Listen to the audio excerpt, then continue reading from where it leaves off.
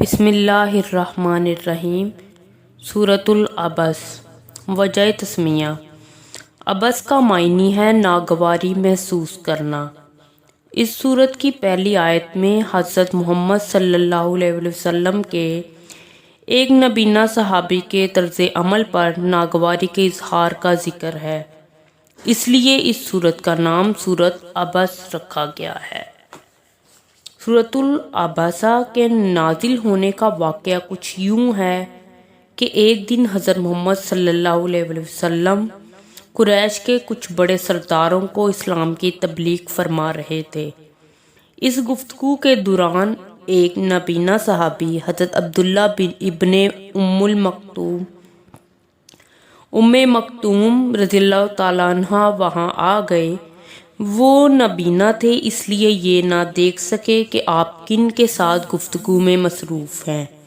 انہوں نے آتے ہی حضرت محمد صلی اللہ علیہ وسلم سے کچھ سکھانے کی درخواست کر دی۔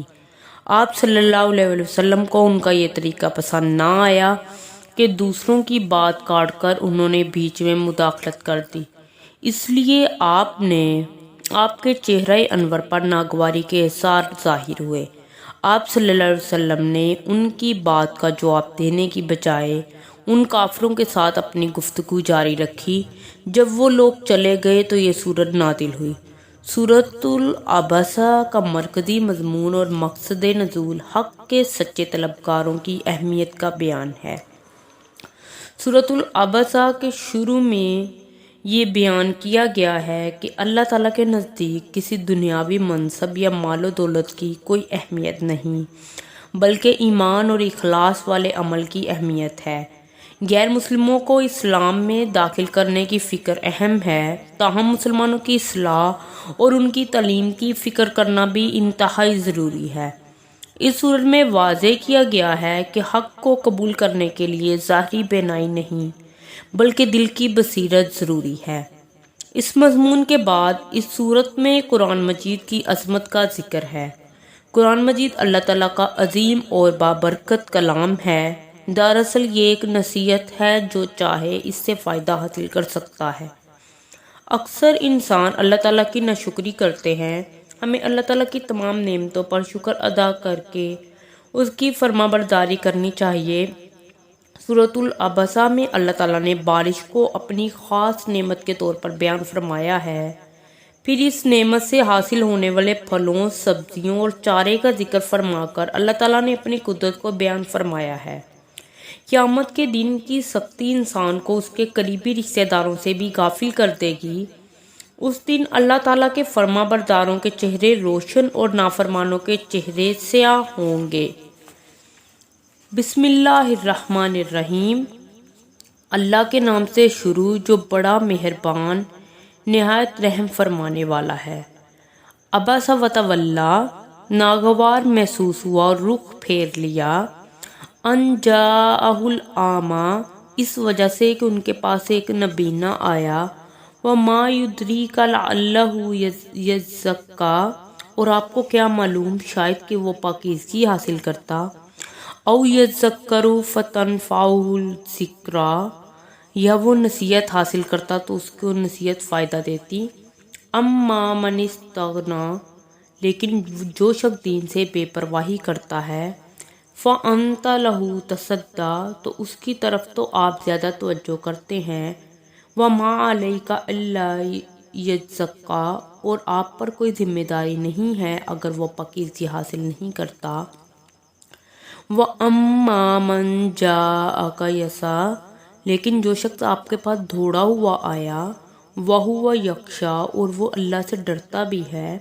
فَأَنْتَ عَنْهُ تَلَہَّىٰ، تو آپ اسے نظر انداز کرتے ہیں۔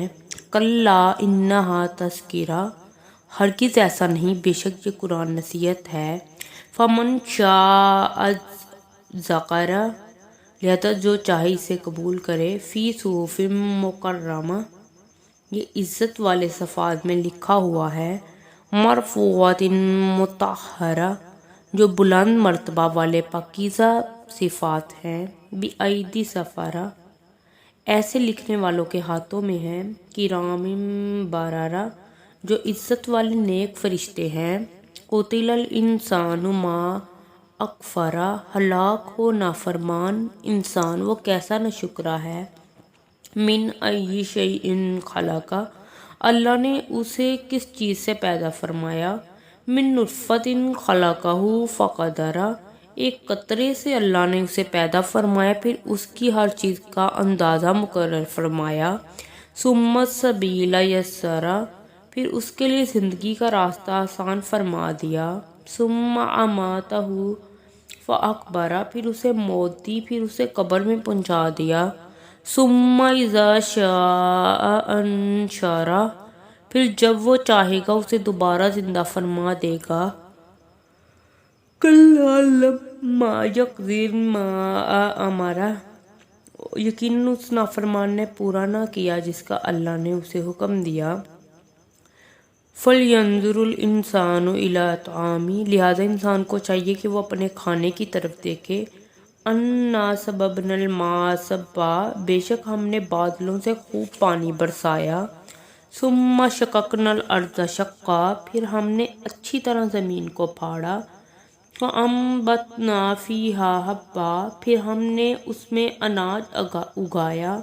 وَعِنَبًا وَقِضْبًا، اور انگور اور سبزیاں۔